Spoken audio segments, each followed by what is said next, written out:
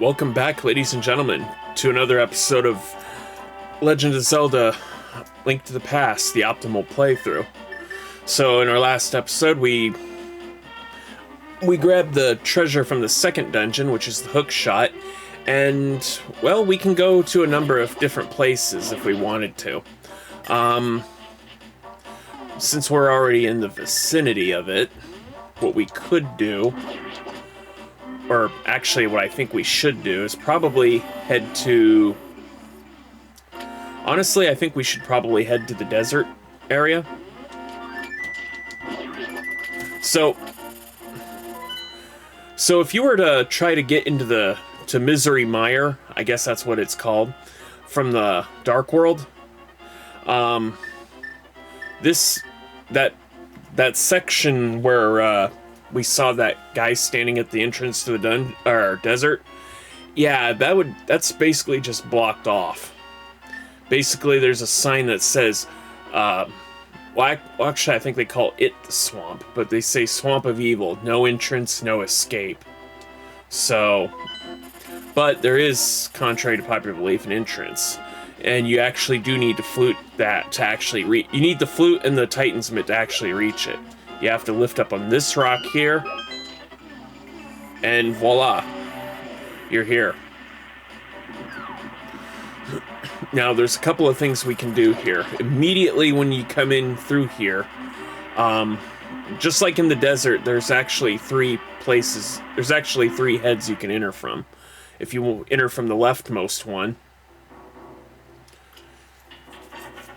you can treat yourself to a small mini block puzzle here, which basically just contains a piece of heart and 20 rupees. Now the head on the far right, on the other hand, is basically a fairy. Kind of generous, honestly, but whatever. Not complaining. So yeah, come here. Yeah, you get topped off. Pretty simple, I guess. But this is the fun part here, and it's honestly, it can be the most finicky part too. You want to stand. There's some place you can stand here where you won't get caught in a loop here, but okay, I guess that was good enough. But yeah, you can easily pour in and suddenly you find yourself stuck and you'll end up back in the Dark World. I believe they call this Checkerboard Cave in the speedrunning community. And you can get another piece of heart.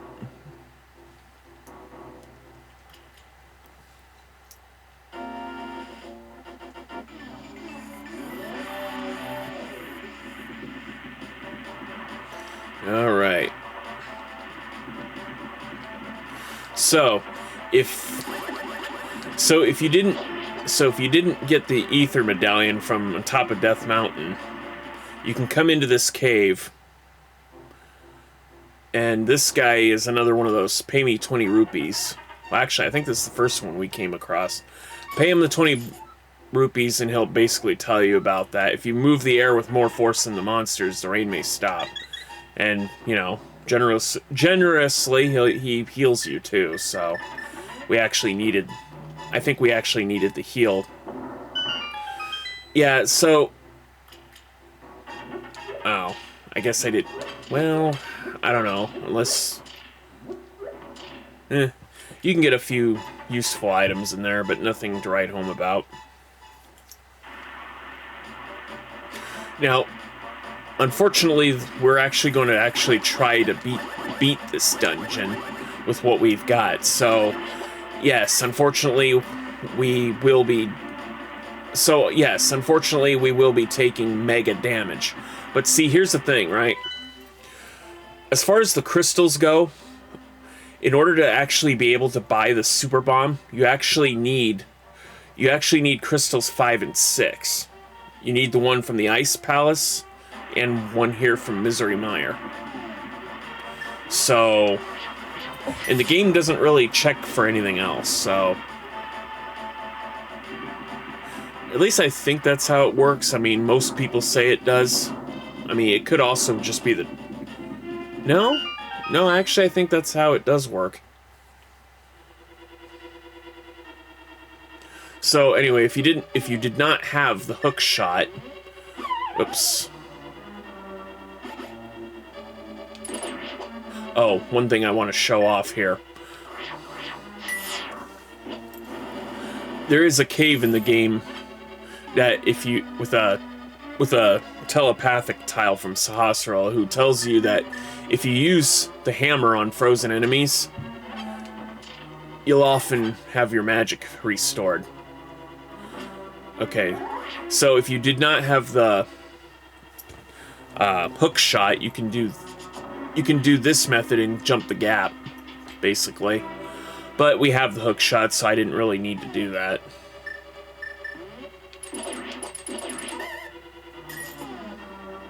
Okay, I actually am going to switch to bombos because you actually need to beat all the enemies in this room to actually advance.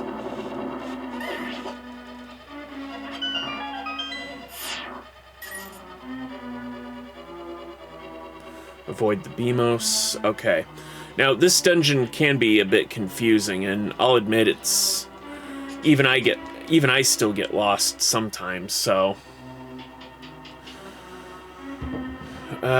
So, it'll be fun to figure out together, I guess.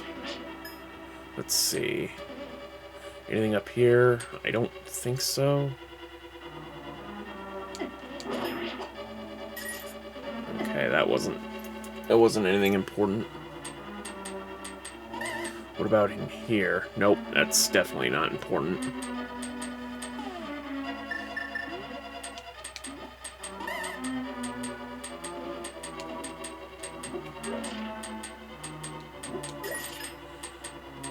Okay, so so this room wasn't important at all.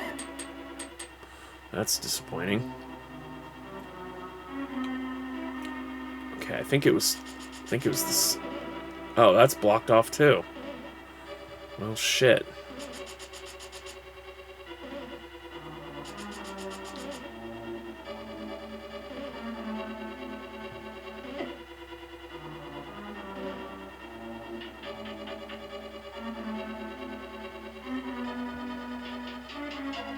Think I want to come up here? Yeah, okay.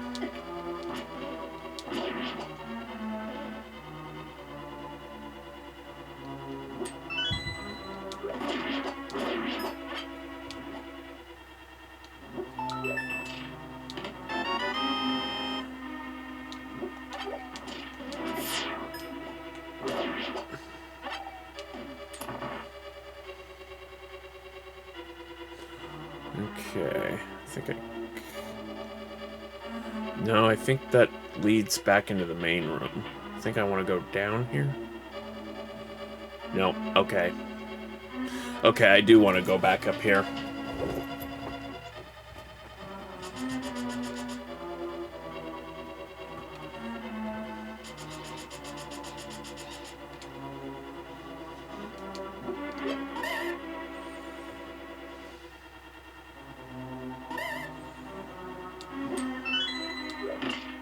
Yeah, so if you know where to look, I mean, you can find a lot of keys in this particular dungeon.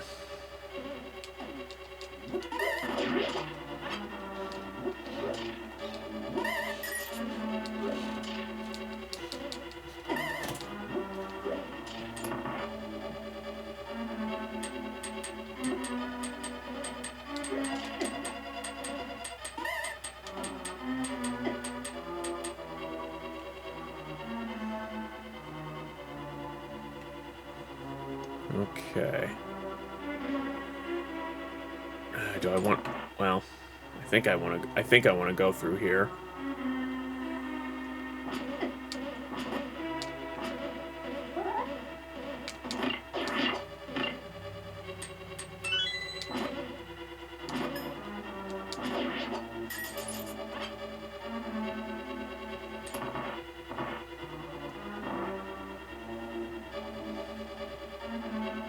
Okay, yeah, I think I'm in the right spot after all.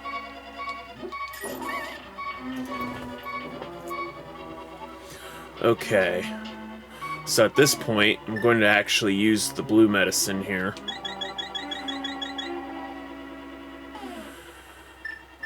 Oh, I don't have the fire rod. Shoot.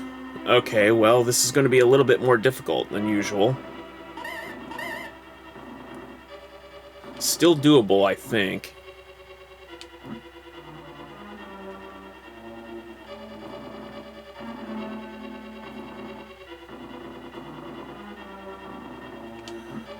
Like this. Wait, okay.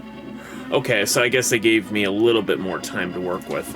But yeah, if you have the fire rod, you can actually just blast these two torches from a distance, and you don't have to worry about the block puzzle for half of this.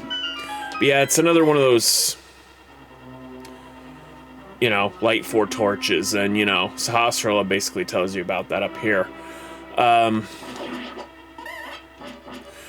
In the GBA version, you can actually... This hole here is actually changed to something that looks like there's something down here. Otherwise, this kind of looks like a bottomless pit, honestly. But yeah, you can get the big key here.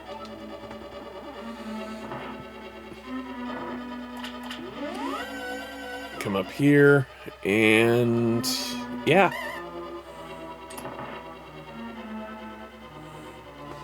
I mean, that there is just another way to get to that other room, but we'll be coming back through here shortly, not to worry.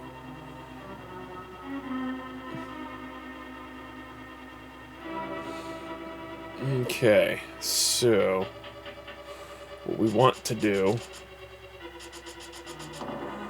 is we want to actually come up this way, and now that we have the big key, we can actually get this item, this dungeon's treasure. I don't think you absolutely need the hook shot to do this, but it actually makes it a lot easier to jump that gap. And yes, you get the Cane of Sombria, or Sombra, or whatever. I don't know. Basically, it lets you create blocks that you can put on sensitive pressure switches. There are a couple of switches in this game which, you know, you need to continuously apply pressure towards, you know, put some weight on it, as it were.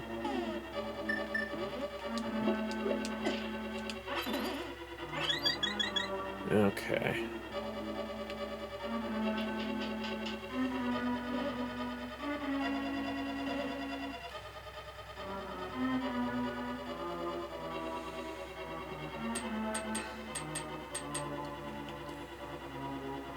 Okay, so come back up here.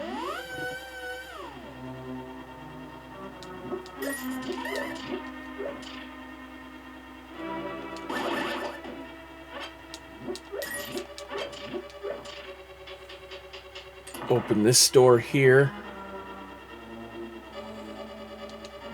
If you didn't already have full magic, you can get one here.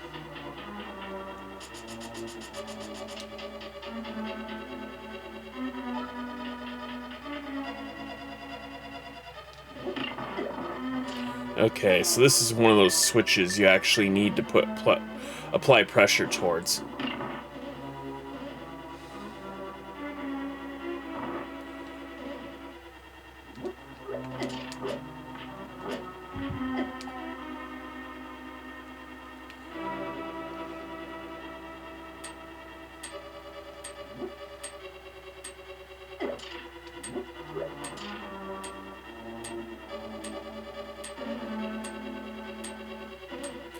Not entirely sure, but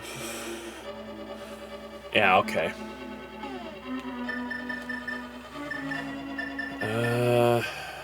Okay, so I have 2 fairies. Actually, I think I might...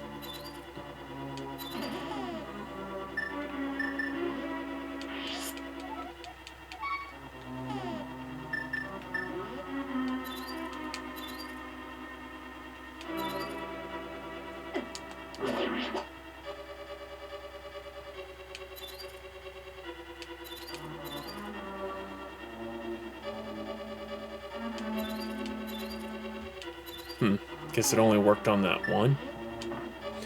Well, I'm not gonna waste my time, so... Of course, this bombable room only exists so you could do that. Well, I guess I ended up using the ferry, so...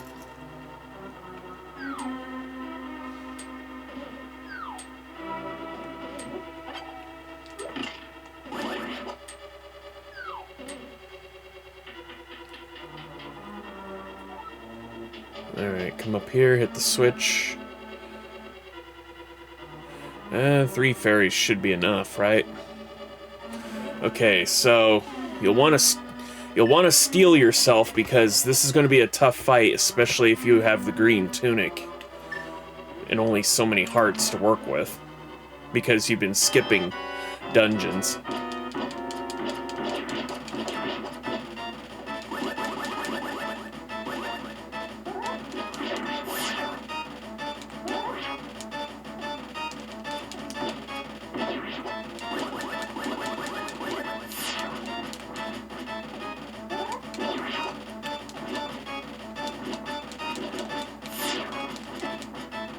Yeah, as you can see, I took quite a bit of damage there.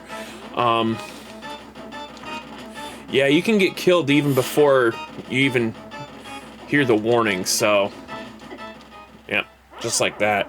They deal mega damage, so... But that's why we got a ferry, so...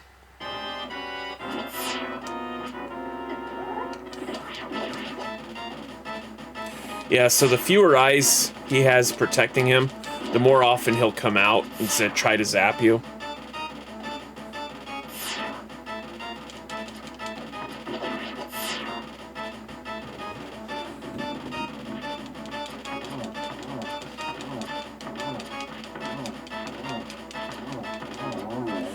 I mean, I didn't have to use a bow and arrow there, but I just did it because, you know, one-eyed monster, right?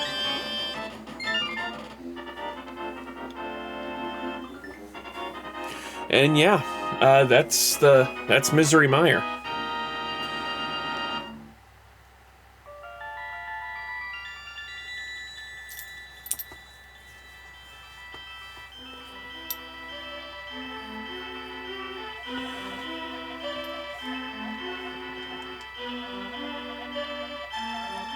He captured us because he can break the city. Yeah, I already know.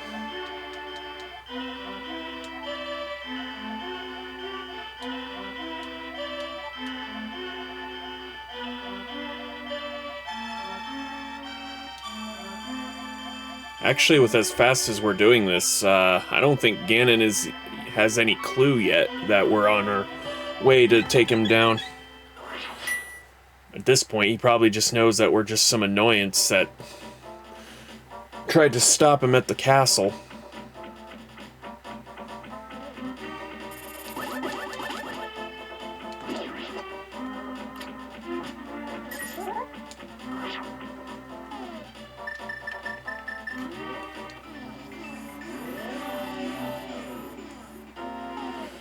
Okay, so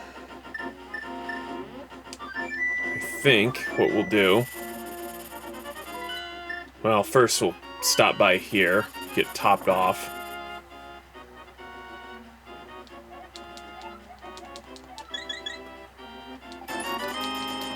Grab a couple of these.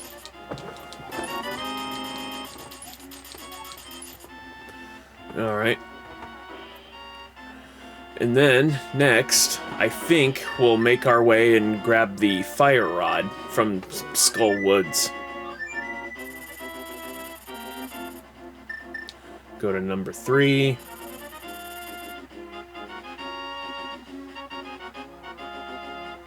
Oh, I suppose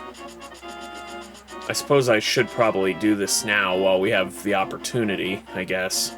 But, you remember a few parts ago we saw those lumberjacks cutting that tree?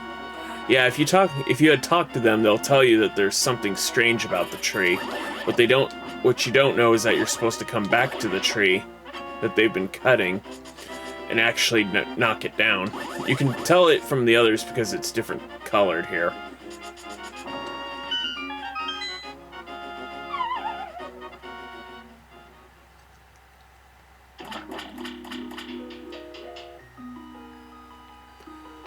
And you can get a piece of heart.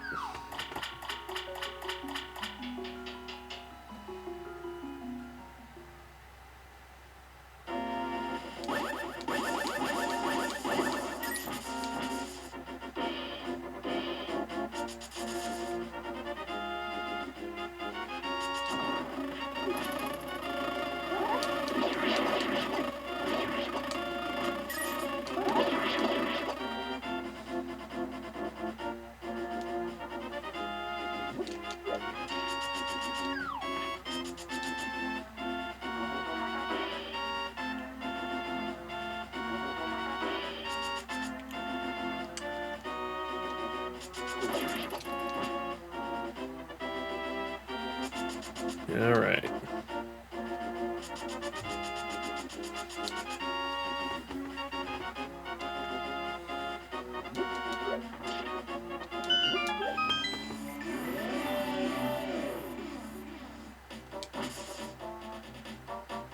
Okay, so Skull Woods is unique in that most of the entryways to this dungeon are scattered all throughout the woods, and it's about jumping into holes and such. But yeah, but if you follow along here, I mean, see, the first area you want to go to is the skull over here.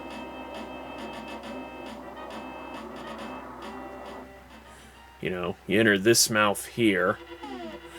Now, I know you don't quite have the fire rod, but you can use Bombos to actually clear out the Gibdos and whatever these jellyfish-looking monsters are. Oh, and yeah, I think those are wall masters. I mean, they're either floor masters or wall masters. I don't know.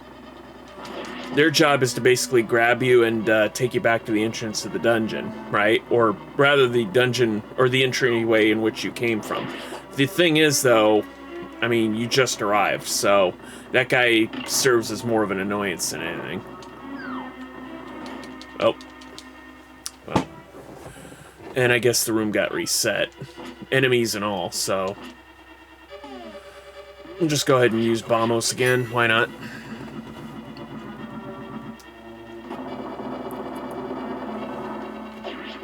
Actually, I was doing it the stupid way. I could have just used this cane here to...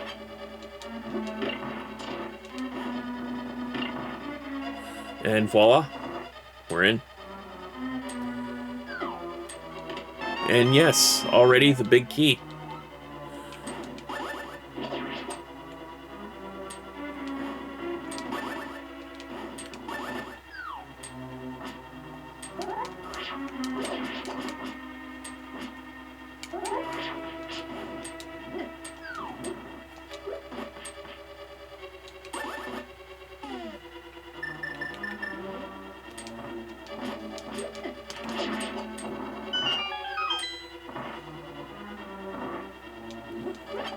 Oh, that was just full magic, huh?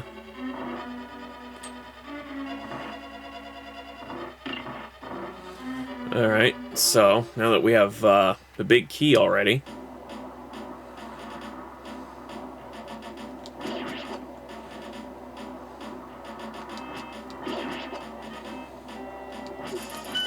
we can actually make our way inside here.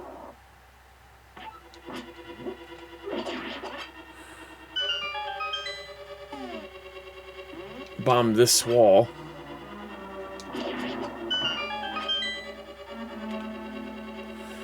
Pull this lever.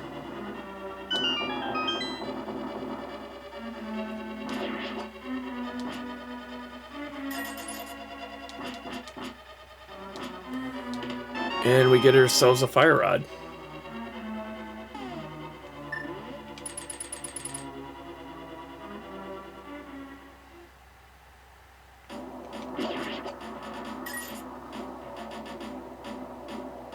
So anyway, yeah, so there's the fire rod for you.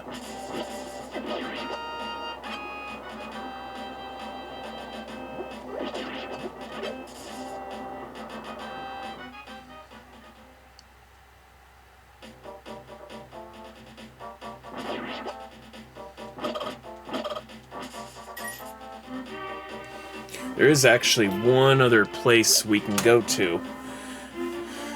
Here, near the Village of Outcasts. So, you recall that, actually, we are kind of low on rupees, aren't we? I guess we can make use of one of these.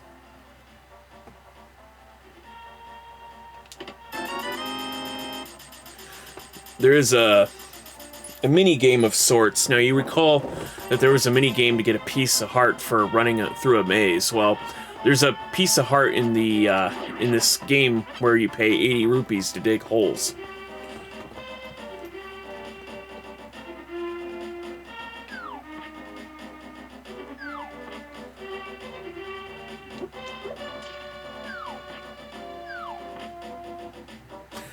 I don't know why you can only hop certain fences, but... Okay.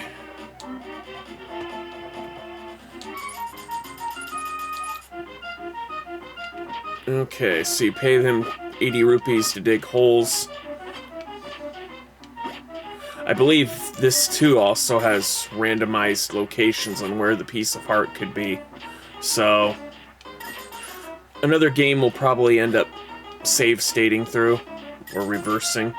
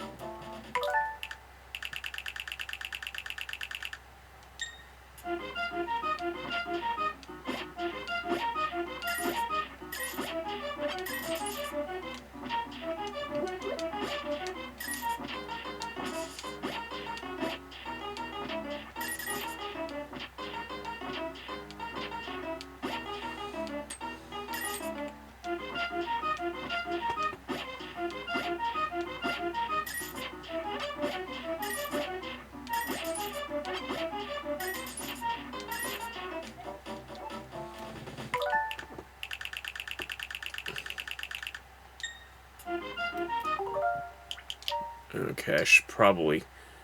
let's see... March... That's probably my most recent, right? Damn, back in March? Eh. We'll just overwrite this. We'll just overwrite number 3. I wish I could delete these saves, but I guess there's no option for it.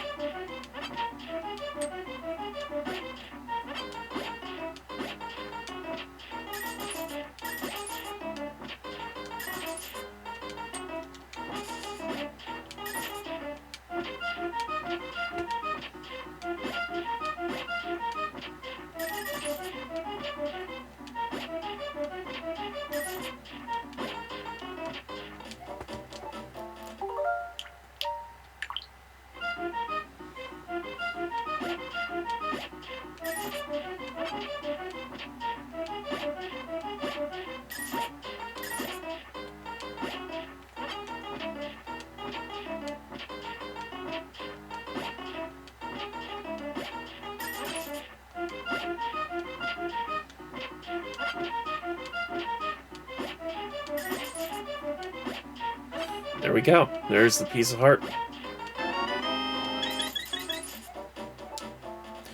Alright. So we probably don't need to come back here anymore.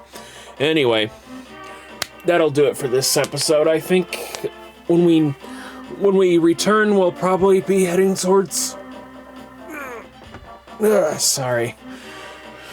When we return, we'll probably be heading towards the Ice Palace to complete that dungeon and get its item and a much-needed armor upgrade to boot, so... Anyway, thank you so much for watching. Please remember to like, comment, subscribe, and I'll see you in the next one. Later.